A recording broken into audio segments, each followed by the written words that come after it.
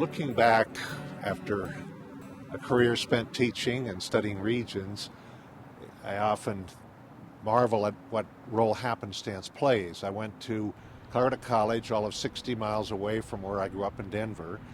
Right after that, I won a Fulbright to study economic development in Pakistan and landed in an entire different region, the Indus Basin, the Hindu Kush, the Karakorums.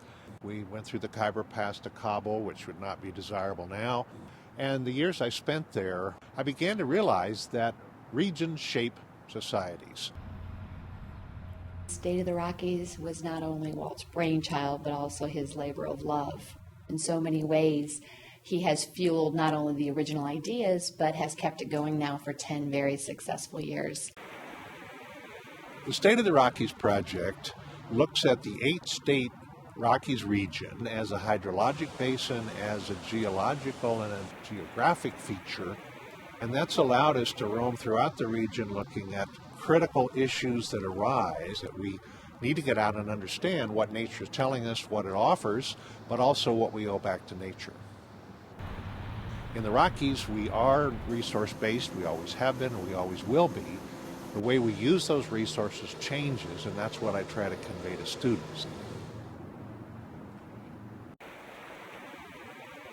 For 2 years, 2011-12 and 12-13, the Rockies project focused entirely on the Colorado River Basin.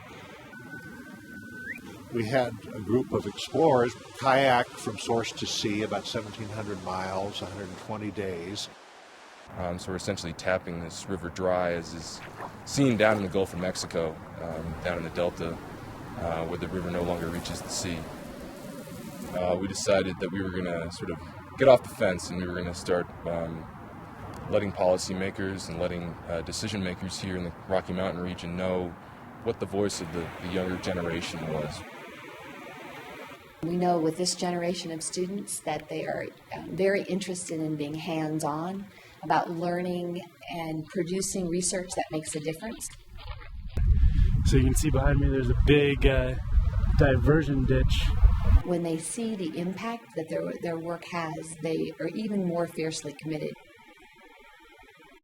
I think Walt has a kind of adventuresome spirit that he imbues his courses with, that he shares with his students as they grow intellectually. Trying to get some of those ranchers who are opposed to wolf populations into the mix. I've been a student of Walt since 2008, and I've worked with him since 2010 on the Rockies project. One of the most impactful experiences with Walt was studying ecological economics with him. One of the striking things about Walt Hecox is what I call his staying power. As I travel across the country and visit with alumni, Walt is always one of those names I hear about somebody, a mentor who made an important difference in the lives of our former students. Right now I'm working in Ecuador. I'm working for the United Nations Development Program. Part of the reason that I now am so passionate about the environment comes from Walt's teachings. He taught me that we economists can care about the environment as well. Walt sets the bar very high for his students, and they don't disappoint. And I think that's one of the reasons that the State of the Rockies and the report card has continued to improve over the last decade. He is an example of what we're very proud of at Colorado College in terms of how engaged our professors are. Walt Hecox stands out as one of the very best.